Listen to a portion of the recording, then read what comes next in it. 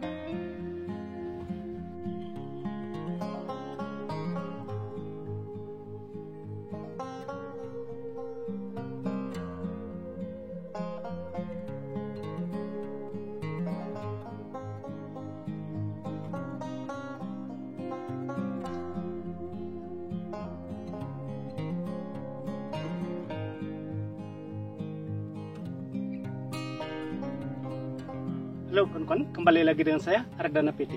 Pada hari ini kita kembali berada di kebun tanaman cabai. Sebagaimana kawan-kawan bisa lihat di samping saya ini, tanamannya sangat-sangat subur luar biasa.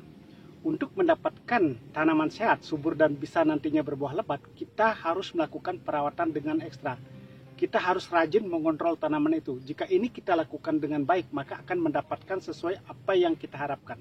Nah, khususnya pada hari ini kawan-kawan kita akan melakukan penyemprian, di mana penyemprian ini karena tanaman cabai yang kita tanam ini sudah memasuki fase generatif atau fase pembungaan dan pembuahan, perlu harus kita memberikan yang namanya nutrisi, dan juga yang sangat penting adalah pengendalian daripada hama penyakit. Nah, untuk mendapatkan sesuai apa yang kita harapkan agar nantinya bisa berbuah lebat, kita harus memberikan sesuatu yang tepat apa yang dibutuhkan oleh tanaman itu di masing fasenya, baik itu di fase vegetatif atau fase pertumbuhan, atau di fase generatif atau di fase pembungaan atau pembuahan.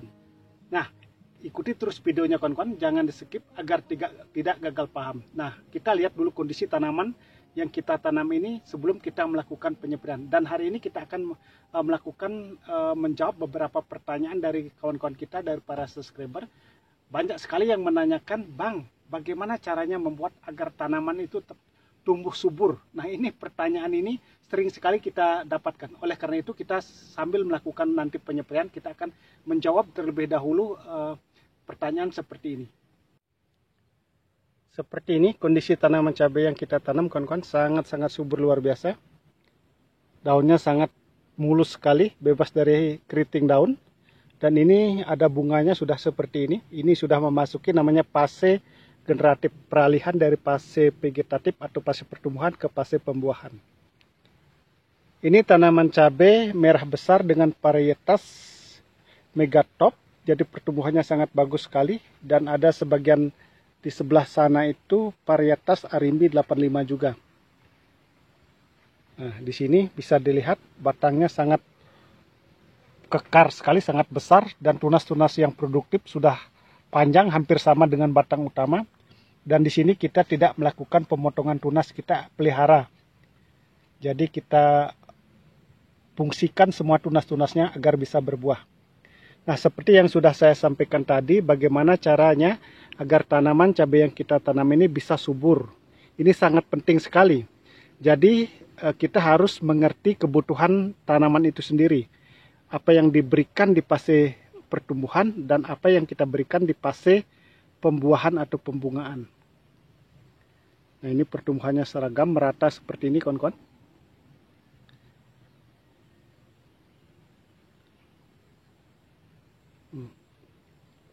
Jadi sangat hijau sekali, mulus sekali.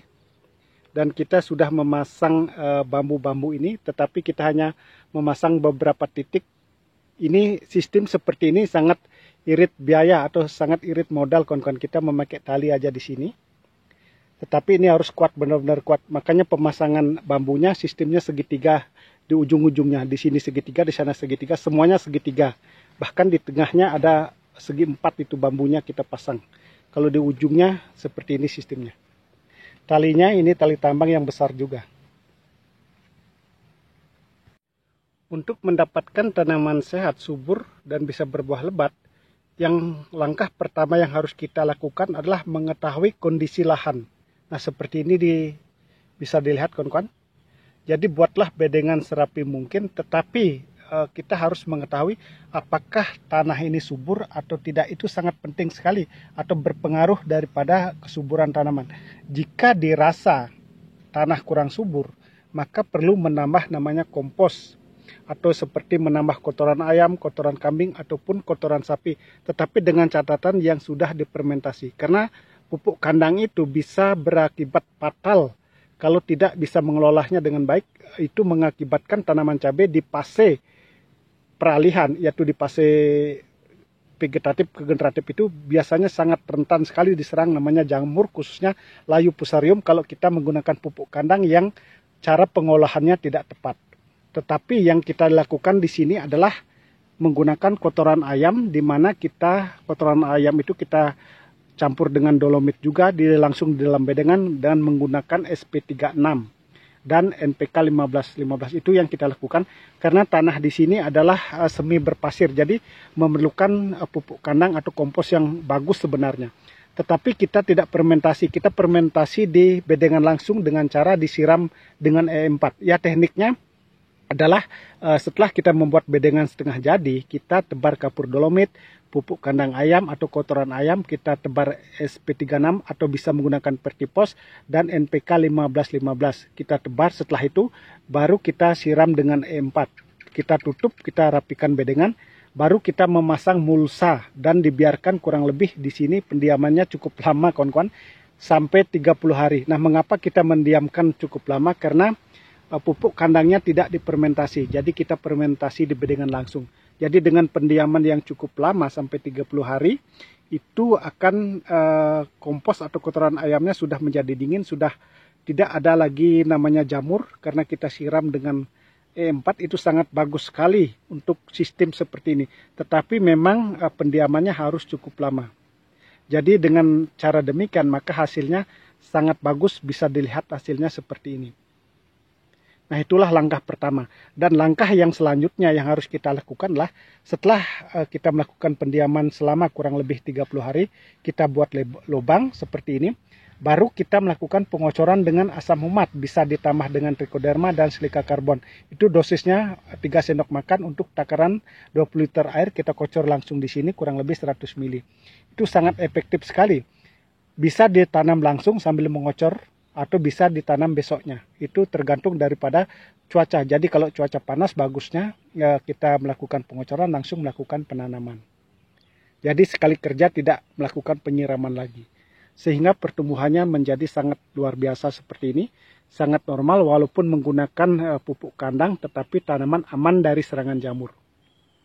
Dan usahakan, ini sangat penting sekali, di usia 5 hari, 10 hari, 15 hari, sampai 20 hari atau 25 hari, kita lakukan pengocoran dengan menggunakan yaitu asam amino, dan menggunakan maksud kami di mix dengan Mordanpool, atau bisa tidak ada Mordanpool, bisa digunakan Ultradap. Nah, seperti asam amino yang kita gunakan adalah seperti ini, kita menggunakan Premino. Ini merupakan asam amino dan pupuk cair protein.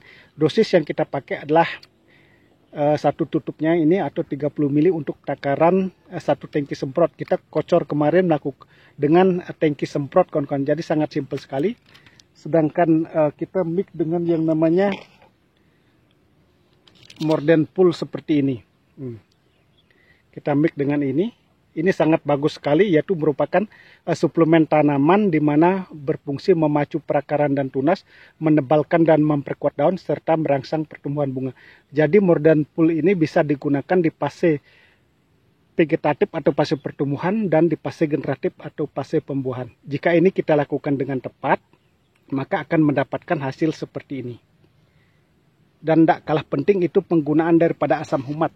Jadi karena digunakan asam humat dengan sistem dikocor, itu pH-nya akan tetap normal. Jadi kalau pH normal atau tidak drop, maka pertumbuhan tanaman cabai akan menjadi sempurna. Nah, itu salah satu yang kita terapkan di lahan kawan-kawan.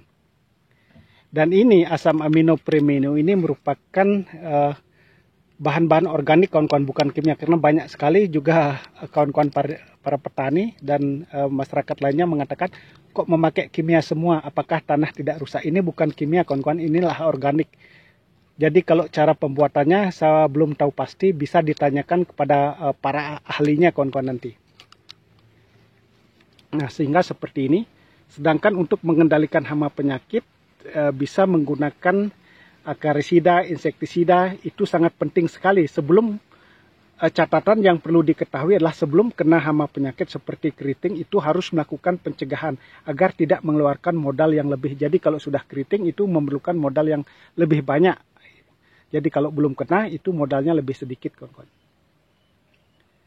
Sedangkan untuk mencegah daripada namanya serangan jamur patogen, kita juga melakukan penyeperian dengan menggunakan fungisida bahnaktit metalaksil. Nah, seperti ini kawan-kawan. Ini murah meriah, tidak terlalu mahal. Kita pakai merek dagangnya Besromil. Ini sangat bagus sekali untuk mengendalikan busuk daun.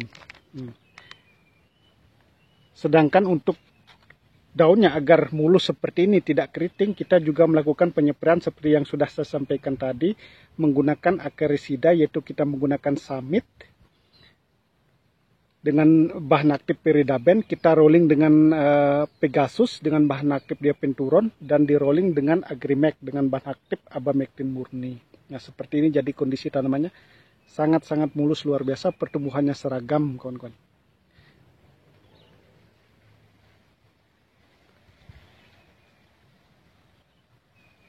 Nah, untuk penyeperian hari ini kita menggunakan bahan-bahan seperti ini kawan-kawan. Kita memakai fungisida juga, dan yang terpenting di sini karena sudah memasuki fase generatif, kita memakai suplemen tanaman, kita memakai Kalinet. Ini merupakan kalium cair. Ini sangat bagus sekali untuk tanaman cabai di fase pembungaan atau pembuahan karena ada kandungan fosfat, kalium dan boronnya. Kita ini akan memakai 30 mili atau 3 tutupnya ini. Dan kita masih tetap memakai yang namanya suplemen tanaman yaitu Mordenpool dengan dosis 30 mili juga untuk takaran 1 tangki semprot. Ini bisa digunakan seperti yang sudah saya sampaikan di fase vegetatif ataupun fase generatif. Karena salah satu fungsinya adalah untuk tetap menghijaukan daun dan juga merangsang pertumbuhan bunga. Dan fungisida yang kita pakai di sini sekarang adalah Moxanil dengan bahan aktif Simoxanil. Kita rolling kemarin memakai bahan aktif Metalaksil, kita campur dengan Copper WP. Ini Copper WP tidak pernah ketinggalan. Ini sangat bagus sekali, yaitu pupuk mineral dan pelapis tanaman. Jadi untuk mengatasi namanya serangan patogen jamur. Nah, kita pakai ini 3 sendok makan, ini 1 sendok makan setengah. Dan yang tak kalah penting yang tidak ketinggalan untuk di fase peralihan, di fase generatif kita memakai namanya Lancer Gold 55 WG dengan bahan aktif asepat dan imidacloroprid. Ini adalah untuk pengendalian lalat buah. Jadi sebelum serangan lalat buah itu masuk, itu lebih bagus kita melakukan pencegahan. Jadi kalau lalat buahnya sudah masuk, apalagi tanaman cabai merah besar itu sangat rentan namanya serangan lalat buah. Jadi dosis yang kita pakai ini adalah 2 sendok makan.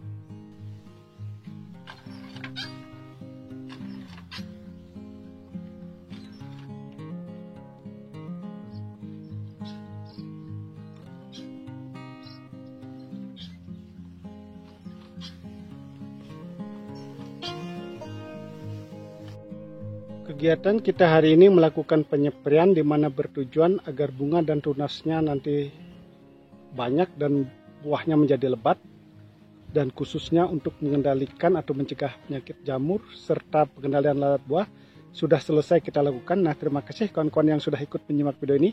Di sini kita hanya berbagi pengalaman bagaimana cara merawat tanaman cabai. Semoga ini bisa bermanfaat dan semoga kedepannya kita menjadi sukses sama-sama.